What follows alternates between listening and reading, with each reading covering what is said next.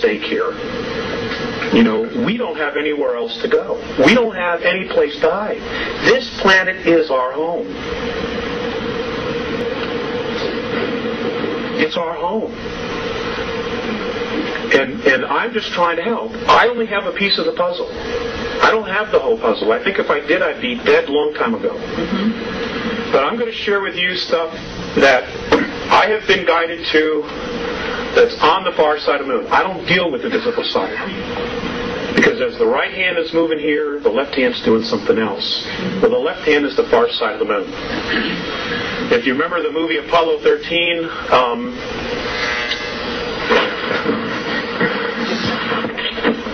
if you remember the movie Apollo 13, what? Move over? Oh, it's the lights. Okay. If you remember the movie Apollo 13, all hell's broken loose. They don't know if they're getting home. But they were so concerned about checking out and taking pictures of the far side of the moon. And here they are. They can't get home. But their focus wasn't on getting home. It was seeing what was on the far side of the moon. That is a true enactment, folks. Now I'm going to show you some of the things that are there. Now so you may have trouble adjusting your eyes to seeing some of this. Some of the things you will not have any trouble whatsoever. These photographs, I was told specifically where to look, were taken by the Lunar Orbiter 4 from August of 1966 to August of 1967. They show so much. I mean, if you know what you're looking for, it's unbelievable. It's unbelievable. You know, and there's no way our astronauts missed this stuff. There's just no way. You know, 21-mile bridges, 7-mile monuments, ships sitting in the middle of craters. I mean, you know, you're going to see it. Okay? I'll tell you what the Andromedans, Morane and Visayas have said about the moon. And I want to take questions, so I want to get through this. They have said that our moon is an artificial satellite. In fact, it is a spacecraft. Much of the debris on the surface was put there and was built purposely to make it look like what it isn't. Okay, it is hollow, it is metal underneath it, and it has the ability to leave our orbit under its own power. They say it came from Ursa Minor, from a solar system that would have the symbol or would have the name in our language of Chauta. It was one of 4 moons that rotated around the 17th planet. Now, it was built. This sounds just like Star Wars. It was built around that 17th planet. It was then put into the tail of a comet and then dragged here. And when it got to this area, it removed itself, and the first place it parked itself in our solar system was the planet that we now know of as Maldek, which is the asteroid belt. It was one of 2 moons that belonged there. Maldek was the first inhabited planet in our solar system. It was very much like Earth. Mars and our planet were terraformed from Maldek, or Malona, or whatever name you want to call it.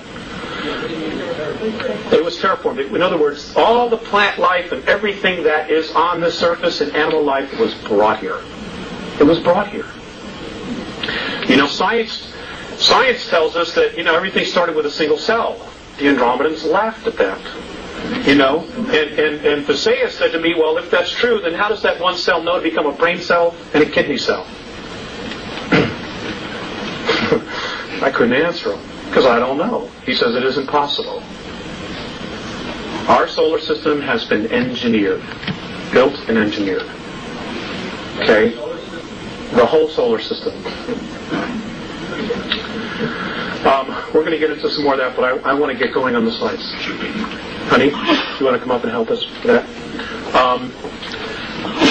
Let's see.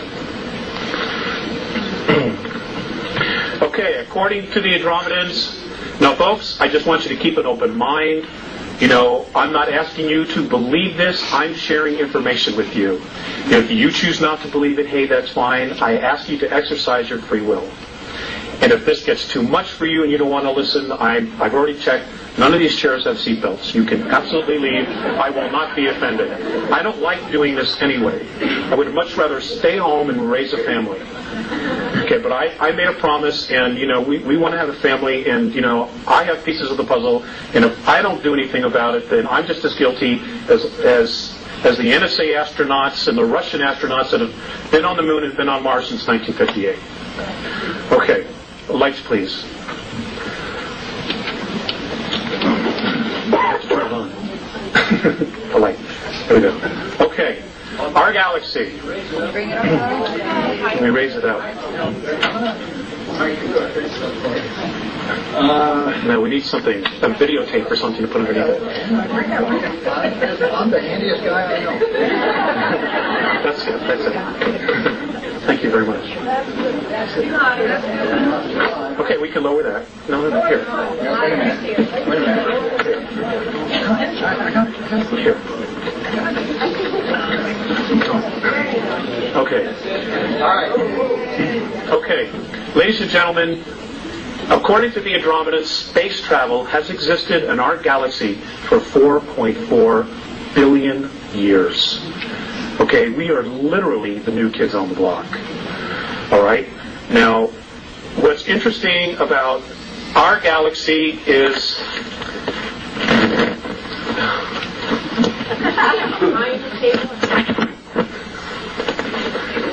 All right. Space travel has existed for 4.4 billion years. The interesting thing about our galaxy is the fact that we have many different races living here. In particular, the human race, which we are a member of, and what we call the reptilian races, which we are not a part of, but who very much don't like us, like the human race. Apparently, this battle that's been going on has been going on for approximately 3.8 billion years between reptilian races and human races. Many of the races that exist in our galaxy migrated originally from Lyra during a war. Apparently, sometime in our ancient past, a group of reptilians were exploring, looking for minerals, looking for food resources. They came across a star system that was full of human beings who were agricultural in their nature. Abundant food, they just had everything together. And the reptilian races, they're called the Seekar. In the Andromedan tongue, we know them, or we would know them as being known as the Draconans, because they're from Alpha Draconis. And apparently they, as a race, were brought to our galaxy fully formed. Nobody knows where they came from or who dumped them there. But they were put there because it gave them the highest probability of survival. Well, they are a remarkable race. They're incredible builders, but they have an attitude problem. And that is that they believe that they are the dominant species and they control everything else. And they are also master geneticists. They value genetics, not gold or silver. They have no interest in that. It's life forms. And they try to control life forms through manipulating their genetics. We have also been subject to that. I'm going to try to cover a lot here. Anyway, there was a war. They were attacked. Many of the human races fled to Antares, to the Pleiades, to Cygnus Alpha, to Andromeda, to Cassiopeia, to Sirius, to Procyon, all over. They just scattered to the winds, trying to survive. Next slide, please. This is where our small little area is located. That which we see in the sky, this is where it's located. As you can see, we are in the sticks, the boonies. We really are. And this is why we've been manipulated and messed with so much as a planet and as a race. Because we have been, for the most part, considered insignificant. And then roughly 5,000 years ago, somehow they found out that we were no longer insignificant, and I will tell you why. According to the Andromedans,